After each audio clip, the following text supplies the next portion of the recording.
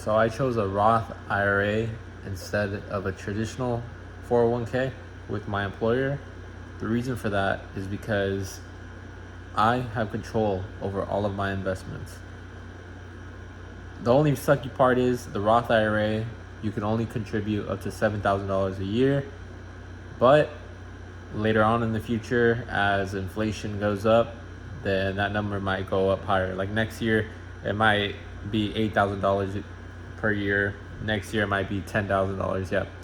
So like Roth IRA, it used to be like $6,000 a year, like 2 years ago, but it just keeps increasing, obviously, because of inflation, which makes sense. So, in my opinion, I think the Roth IRA makes more sense for me to be investing in. Ideally, I would like to invest in the 401k and Roth IRA, but to my understanding, I know that Roth IRAs, if you're going to be in a higher tax bracket or when you're older, then or like it's pretty much predicting the future. It's like if you predict yourself making more money in the future, then choose the Roth IRA. If you know you're going to be in a lower tax bracket in the future, then choose a 401k. Like pretty much I would have chosen a 401k if I knew that later on when I'm like 50 or 60, I'd be making less money. But that's not the case. I have a really good feeling I should be making a lot more money in the future, aka being in a higher tax bracket, and that's why I chose the Roth IRA, because I'm not getting taxed. Or I'm sorry, I am getting taxed right now, but then I don't have to pay taxes when I'm ready to withdraw at 65. So, and then obviously the 401k is just complete opposite.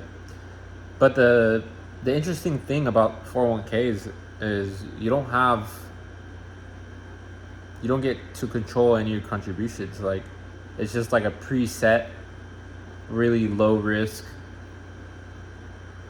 portfolio. While the Roth IRA, you could quite literally choose whatever investments you want to throw it in, and then you just throw it in there. And then I actually just figured this out, but you could actually sell some of the stocks that you don't think is going to do good in the future, and then buy other stocks in that Roth IRA with no penalty. The only time you get a penalty is when you actually withdraw from the account. I didn't know that, so it's pretty cool. I shouldn't be doing that a whole lot, I don't think, but there are a couple of stocks that I do want to change for sure. But no, I mean there's just a whole bunch of reasons why the Roth IRA is just so much better. Another thing is it makes sense that I'm going to be in a higher tax bracket later on, because I have my Roth IRA and then I have my individual investing account. My individual investing account is mostly for growth stocks. Like I'm probably 5% in like skeptical stocks, I guess.